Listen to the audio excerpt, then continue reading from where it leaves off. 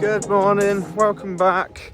It's the second week of December. Thought I'd do a bit of an update on everything that's going on at the moment, how things are all looking, and kind of a few plans going forward. Everything was drilled, everything we're kind of semi-happy with. A few things not great. Just ran an old plough part walking across the field. So yeah, just going to do a bit of crop walking today and see what's going on. So first block we're in now is the mid-November drilled Group 1 wheat mix. This is after oats, chopped straw and a tiny bit of chicken manure to get that straw rotting. You can see there is a bit of trash left on top, but I'm really quite happy the oats are flying through here. This was Coon McGann at 230 kilos a hectare. So really happy with this stuff. Should be good. Has been some flooding in the bottom bits down there. Just see a little tide mark on the left of this tram line here and some sad wheat in the corner, but it is there. So we do have sections of fields undrilled. The wagtails seem to be enjoying the rutted tram lines at least. Getting deer everywhere. As you can still see, it's still water sat in places. That there is where Dad got stuck in the sprayer. But yeah, we'll sort it. So yeah, quite happy with this block. Even the stuff over the road where it's very wet, as you can see, it's got a green tinge. And also over here, we did have to skip a few bits under that bit of woodland there. So yeah, that was late November, but it's coming. Next up, got one of the blocks of cover crops. This was a late drilled cover crop, and this is pre-oats. So you can see there's a lot of beans in here because this is just about the only thing that will still grow when it gets late. But yeah, so this was all low disturbance subsoil before establishment, so that delayed it a bit further. But yeah, they haven't done too well this year. But there are some sheep on the other block we'll go and have a look at. So this is part of the SFI, so overwinter cover crops at £129 a hectare, and then the spring oats that follow this will be under the low input harvested cereal option at £354 a hectare. And then in the SFI 24, hopefully I will stack a few things on top of that, like variable rate fertiliser at 27 and the no-till 71. But I haven't put an SFI 24 application in yet. Only for supplementary bird food. So this is the other field we've got in this block. Got the sheep on now, got 150 head up here. You can see they've taken quite a bit off compared to that first field we were in, but it doesn't look like they've started nibbling the beans yet, but they seem to have started on everything else. This field just had the headland subsoil, the rest of it is direct drilled. But yeah, there's barely anything left on this now. I wonder if the sheep get hungry enough they'll start eating these beans, but I don't think so. It's looking quite bare at the moment. Won't be here too much longer. I don't mind if they don't eat the beans, it's not a problem. There's more cover till the oats get drilled, but yeah, there's not really a lot here. This stuff's looking quite good now, apart from the big old patch of stones. But so this is the Group 2 mix that was no-till drilled with the Avatar early October into the topped legume fallow. So yeah, really happy with this. Quite a few volunteers, as you can see. A few beans, but nothing that's an issue. Later drilled barleys just from this gateway.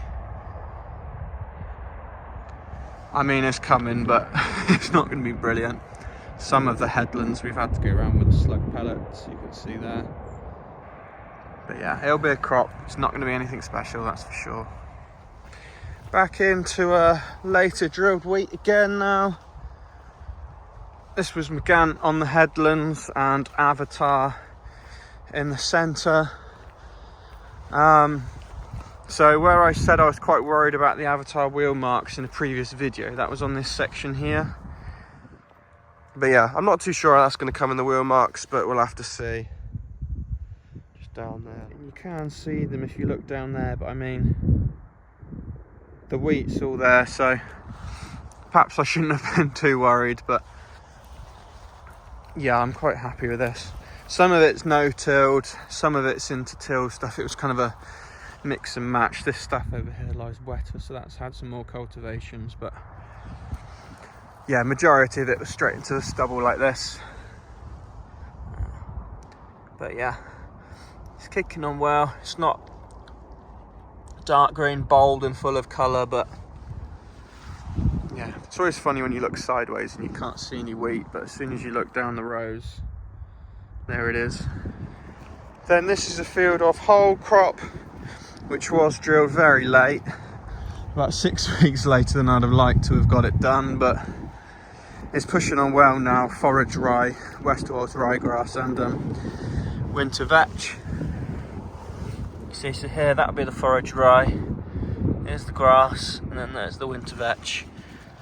This is some of the earlier drilled barley here. I say early, I mean like early October, not very early at all, but definitely coming as well tilled. It's been munched by hares. This section flooded and we re-drilled it, and now it's flooded again, so that corner's not going to come to anything, but quite well, you can't see on camera, but quite distinct rows. This should do a little bit better. And then this is the last cash crop this year, or this winter cash crop, and this is SY Chia. We've got this field here and the one over there, just two. And this is a bit of a black grassy field, so we did go with a top-up post-emergent sprayer flea fanner set on here, and it does look like it has nibbled it just a little bit. There's a bit of yellowing on some of the leaves, like here. It seems like it's been eaten quite a lot. It's definitely all there, but I just spin round. Compared to over here, that's definitely a lot greener. So hopefully it doesn't come too much, and it should push through it, but yeah, just interesting. So yeah, I mean, apart from that really, we've just got stewardship options. So winter bird food I'll show you in a sec, and then another block of cover crops, which, believe it or not, is even worse than the bit I just showed you earlier. And here we've got some of the winter cover crops that we are using as an actual rather than winter bird food, than an actual cover crop. So this will be followed in the spring by a legume fallow. But I've put loads of clover, you can see down there, in bits and pieces in it, so hopefully it stays alive throughout the year, and we'll get a bit of gold dust on it as well. So using this as a break really. So this whole block will be going into the spring. Also, something that's been going on, we've started a bit of hedge laying. As you can see, looking good. Got the old People's Trust for Endangered Species sign up. Thanks Megan Gimber for that. Just starting on this roadside hedge. We haven't done a huge amount yet. Oh yeah, and I just thought I'd mention how the rest of the cover crops are all useless again out here. That doesn't matter, I don't mind if this gets grazed. This field and the one next door over there will be going into trials next spring, more intercropping trials. So this is one of the fields which we're drilling herbal lay into, and also a load of wildflowers and bits and pieces. This is the worst one of the three coming. See that big patch of crane's bill. But it is there. There are bits and pieces coming through, but it's just slow. Might have to go over with some harrows in the spring with a few extra species, but we'll see what happens. Not giving up yet. These are the supplementary bird food feeders with the option that I talked about earlier. And then just about the last thing, we're kind of growing on the farm is the flower rich blocks. So this is the 88 kind of equivalent. It's got quite scrubby now. All the flowers have died off, so we'll get some sheep in here over this winter, graze it down, and then wait for the flowers to come back again next year. So yeah, as things go, relatively happy with most things around the farm. Other things, external factors, namely government, less so happy with, and I'm not really sure the state of things going forward. A few people have asked me, what if they cut SFI funding? I dread to think really our farm is almost reliant on it now. We've based our rotation around it, and Christ, if that was to cut, God knows what would happen. I think there would be some very drastic changes. We would probably just fallow and grow wheat, and we would crop edge to edge, I think, or just sell the whole lot. I don't think there's any way in between. It's quite a worrying thought, actually. Life without subsidies, the New Zealanders can do it, so we just have to learn to adapt. But I'm very much into all the environmental bits and pieces. That is what I enjoy, and balancing that alongside food production. But unfortunately, without government subsidy, it doesn't pay the bills. So yeah, a worrying thought, as they have postponed capital grants, but they have just released the new countryside stewardship higher tier guidance, so at least that is still going ahead. Yeah, but it is worrying times, I think, for farmers. I mean, I've got a 3-year agreement. Whether the government can stick to that, I don't know. But yeah, happy nevertheless. Yeah, just kind of having a little bit of a think, really, what life would be like in an unsubsidised system.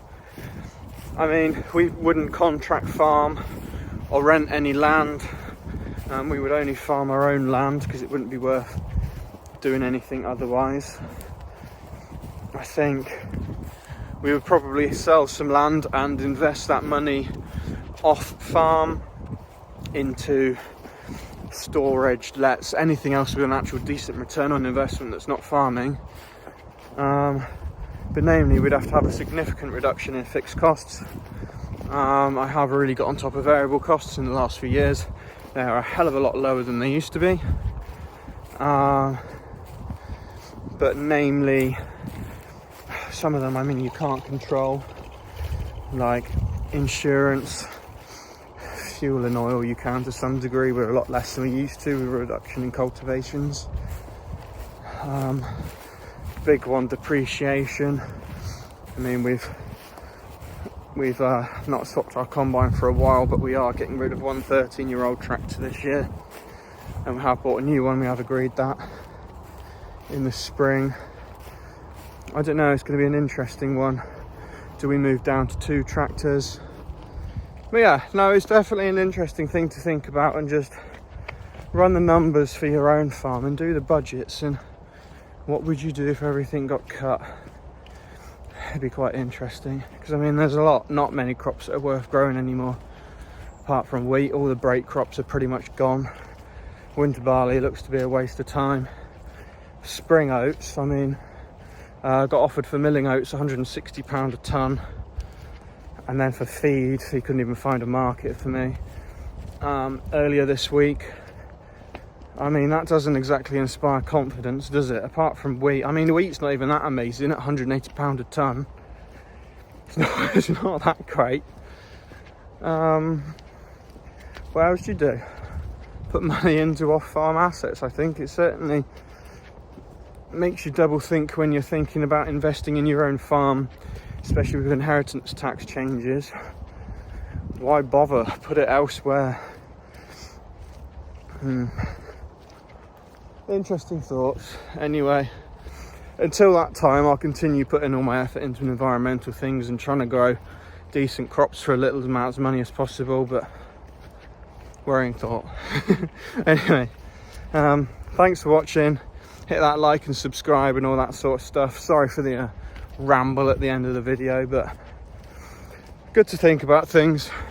Anyway, cheers, thank you.